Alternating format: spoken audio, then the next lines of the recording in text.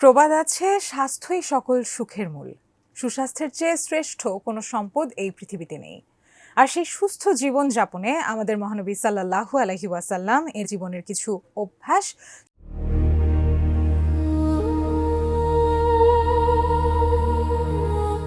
একটি নবজাতক জন্মের পর তার জীবনের প্রথম কয়েকটি মুহূর্তই অনেক সময় নির্ধারণ করে দেয় ভবিষ্যতের অনেক কিছু।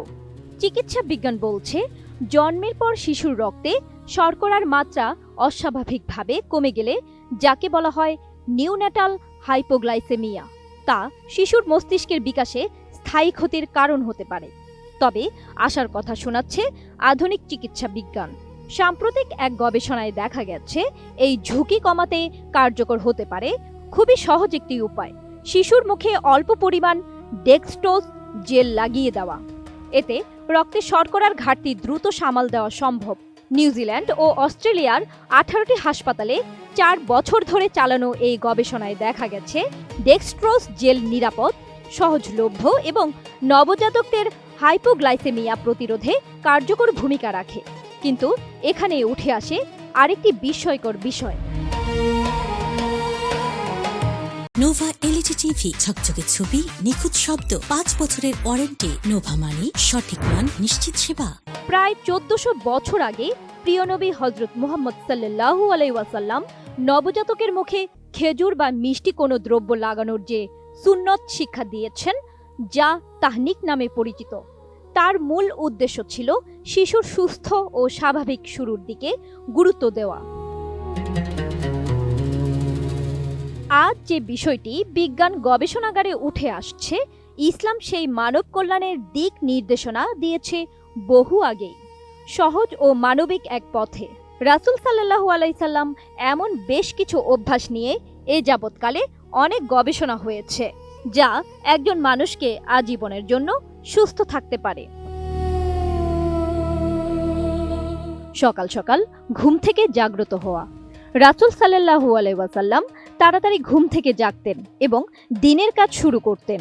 আজ বিজ্ঞান প্রমাণ করেছে, সকাল সকাল জাগ্রত হওয়া মানুষের মধ্যে প্রোডাক্টিভিটি বেশি থাকে।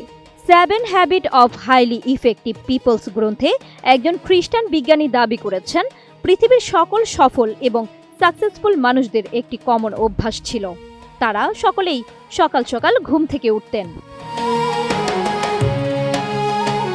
স্বল্প আহার গ্রহণ করা। রাসূল সাল্লাল্লাহু আলাইহি ওয়াসাল্লাম রোগ ও অসুস্থতা প্রতিরোধ করার জন্য কম খেতেন। জাপানি হারাহাচিবু নীতির সাথে এটির মিল রয়েছে। হারাহাচিবু নীতিতে বলা হয়েছে, পেট 80% পূর্ণ হলে খাওয়া বন্ধ করতে হবে। আধুনিক গবেষণাও বলছে যে কম খাওয়া ওজন নিয়ন্ত্রণ, হৃদরোগ প্রতিরোধ এবং দীর্ঘায়ু বৃদ্ধিতে সহায়তা করে। রাসূল সাল্লাল্লাহু আলাইহি ওয়াসাল্লাম তাড়াহুড়ো না করে খাবার ধীরে ধীরে চিবিয়ে খাওয়ার শিক্ষা দিতেন। বিজ্ঞান বলছে, খাওয়ার পরে মস্তিষ্কে সংকেত পাঠানোর জন্য অন্তত 30 মিনিট সময় লাগে। তাই আস্তে আস্তে খাওয়া উচিত, যাতে সংকেতটা ব্রেনে যাওয়ার সাথে সাথে বুঝতে পারা যায়।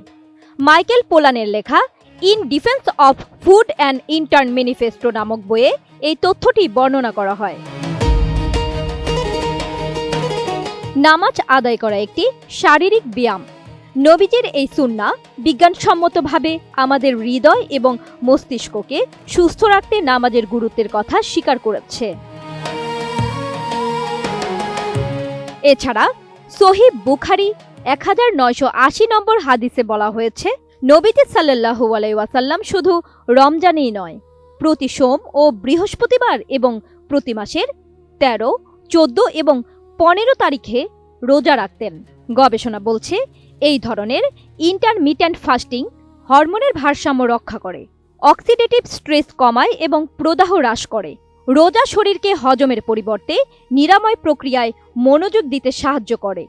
বিশ্ববিখ্যাত জীববিজ্ঞানী এবং বার্ধক্য বিশেষজ্ঞ ডক্টর ওয়াল্টার লোগো রচিত বই দ্য লনজেভিটি ডায়েটে রোজার উপকারিতার বৈজ্ঞানিক ব্যাখ্যা করা হয়। এছাড়াও পরিবারের সবাই একসাথে খাওয়া, 3 শ্বাসে পানি পান করা, ডান পাশ হয়ে ঘুমানো। রাসূল সাল্লাল্লাহু আলাইহি ওয়াসাল্লাম এই অভ্যাসগুলি সুস্থ জীবনের জন্য বিজ্ঞানসম্মত বলে প্রমাণিত। বিজ্ঞান বলছে পরিবার বা বন্ধুদের সঙ্গে একসঙ্গে খাওয়া মানসিক চাপ কমায়। 3 শ্বাসে পানি পান করলে শরীর সঠিকভাবে তা শোষণ করতে পারে এবং মাথা ঘোরা, ইলেকট্রোলাইট ভারসাম্যহীনতা কমায়।